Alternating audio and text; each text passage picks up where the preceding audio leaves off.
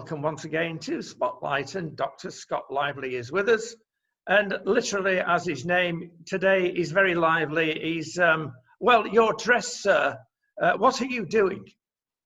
Well, I'm taking a break from working on the farm, and this is my favorite work shirt. This is the one my wife wants me to throw out, but I refuse. And so I'm taking a break from currently building a set of fence sections with chicken wire that we can use for our new baby rabbits. We've acquired rabbits for breeding for food. They'll overrun everything, the rabbits. Well, no, you have to compartmentalize them. As soon as they reach breeding age, you manage their breeding to limit the number of them. Oh. And have separate housing for the males and the females. Oh, I was going to say, I was going to, well, I mean, yeah, I suppose it works. Yeah, it does. That's what they do. And so we're going to be self-sufficient on this place eventually. A whole bunch of fruit trees now planted. Maybe about 5 years before we're reaping the bounty of those. But we've got blueberries. We've got annual vegetable garden going again. And chickens, ducks, both laying eggs. In fact, we just had a couple of ducklings that were hatched by one of the chickens. Well, I saw that on one of your posts or one of your videos. I mean, is that normal? Well, it's common. It's and frankly, the hen abandoned the ducklings after a couple of days, unfortunately. So we have them in a box now with a heat lamp, and we're going to raise them ourselves. We're being mom. I'm here in Barnyard Studios. This is my barn. I've made a room, and I set it up to do all these interviews. So here I am. Looking good. And let's start with millenniums. You're a fan of the millennium generation, aren't you? The millennials. Well, in one regard, in that an early slogan of the millennials was getting real, being real. And of course, that's sort of cliche these days, but I've taken it to heart. In fact, my willingness to and actually desire to do this interview just as I am, right? Rather than trying to pretend that I'm some NBC anchorman with perfectly coiffed hair and totally flawless diction, that's not a real person, right?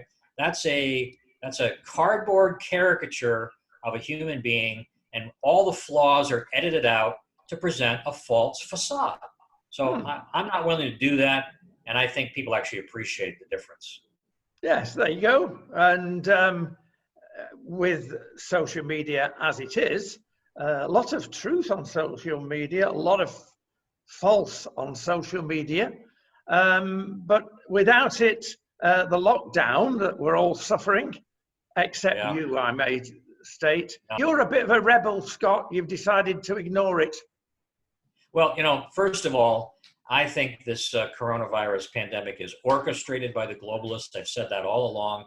I think the purpose of it is to take down Trump, to kill the international anti-globalist revolutions taking place, represented in your country by Brexit and now Boris Johnson, who's the heir of Brexit. And that even though I believe the disease itself is a serious disease and people are dying from it, the people who are dying from it are the elderly over 70 and people with serious underlying health conditions that could all be easily quarantined, maybe not easily, but much more cheaply, much less expensively than, and much less expensive in the sense of a loss of civil liberties and constitutional protections than what they've got going right now. The total lockdown of the entire society is the dream. That's the end goal of the socialist order, the globalist order, and the mentality of the people willing to do that. Who are they? Who are the people in the United States that are engaging in these outrageous abuses of power, totalitarian behavior? They're all Democrats, right? These are, as David Horowitz says, inside every progressive is a totalitarian screaming to get out.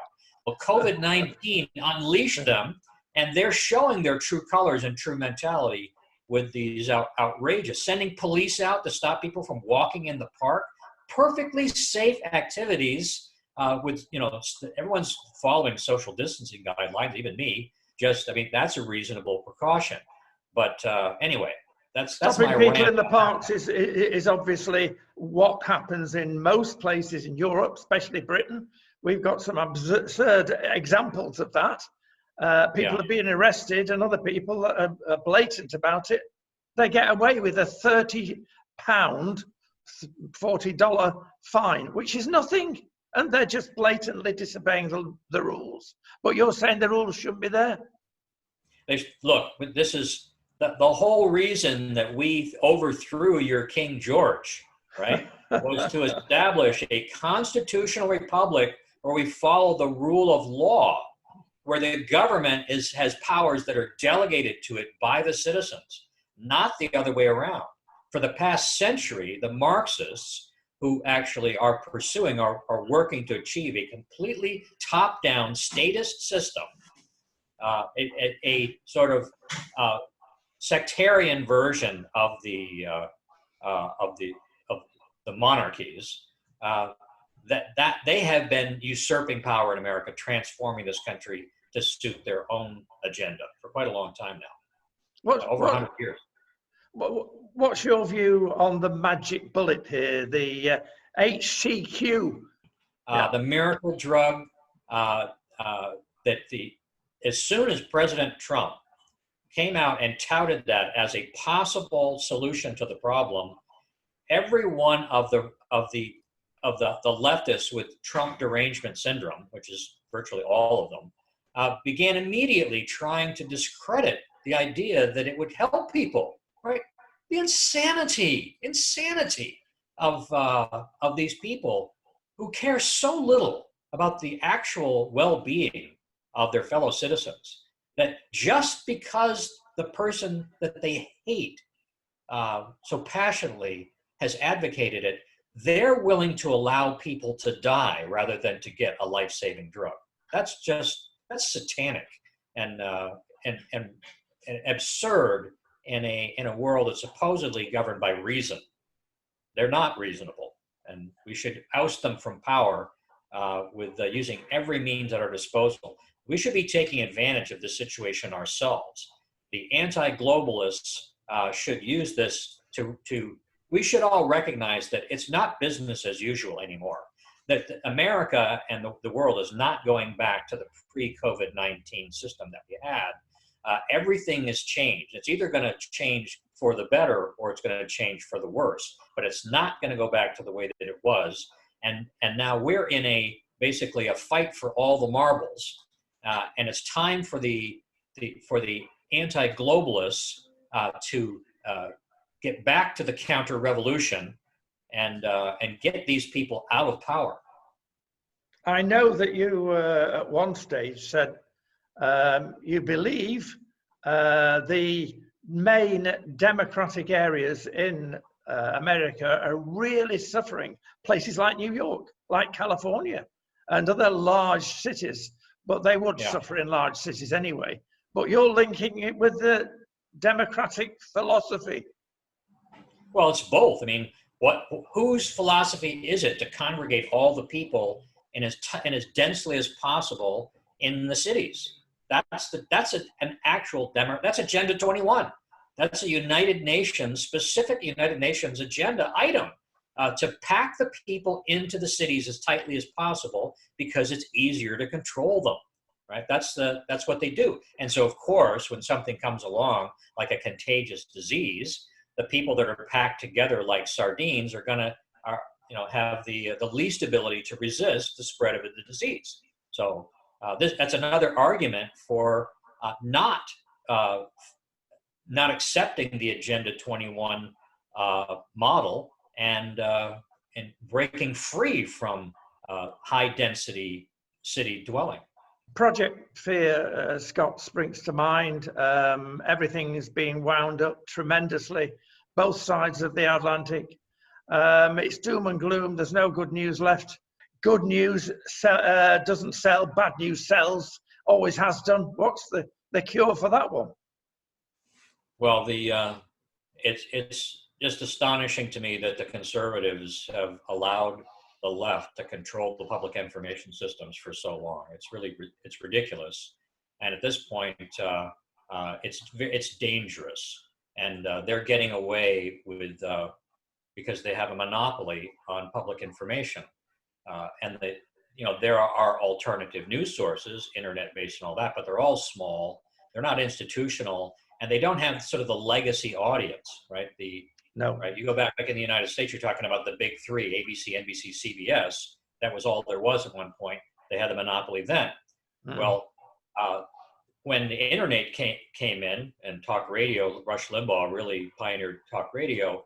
All of a sudden, there's alternative media that's available, but the people who are the legacy audience, those people who grew up with Walter Cronkite and who the same families that vote Democrat just simply because their parents did. There's sort of a legacy that the Democrat Party has that the Republican Party doesn't, and the media is the same thing. But if you're going to actually compete to restore constitutionalism in our countries, and for you guys to establish constitutionalism in the first place, rather than having a constitutional monarchy, having a constitutional republic, that it means that you have to effectively compete with the dissemination of public information. And unfortunately, every time something new comes up, like social media, the legacy media, the puppet masters, move in immediately and corner the market. And then people like Matt Drudge, who was doing a great job opposing them for so long, has apparently sold out. I'm done with Drudge. And the rumor is that he actually sold out to Soros or CNN or somebody who has completely transformed his platform. And he's the ultimate, or I'm not going to say he, the Drudge Report under new management is, presumably new management, is the ultimate fear-mongering website now. And worse than anybody else.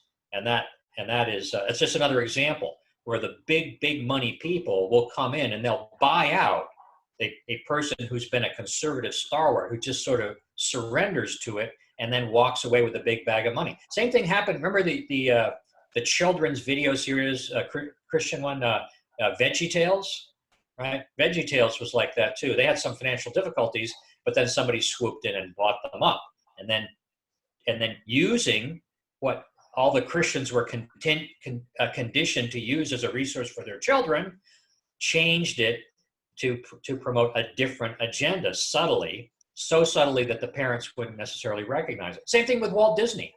Walt Disney was a conservative, right? The original Disney movies and theme park and all that was genuinely family friendly. Yeah. And promoted it. You watch like the Jungle Book. You watch the old original Jungle Book and get a whole copy of that and watch the very tail end, the last scene is a beautiful affirmation of male and female roles where the girl figure is singing about keeping a home, right? That was what the message was. Then, right, these globalist elites then swoop in, take over Walt Disney Company, and then start transforming it into the leftist powerhouse that it's become. My son has just published his first book, The Trojan Mouse. You can find that on Amazon, or you can find that, talk about globalist powerhouses, another one, Amazon. Or you can find it Biblios. But he wrote a book on that, and following the entire trail of the Disney movies through all these phases. But anyway. Are you talking about the LGBT influence? Well, and of course that is the sexual revolution has always been the primary weapon of the globalists to dismantle, dissolve, unravel the family foundations of every society. Because that's really the thing, what the Marxists learned in communism, socialism, and fascism was that no matter what they did to bring in a totalitarian system, it was always overthrown by the people because the societies were always grounded in a network of intact families.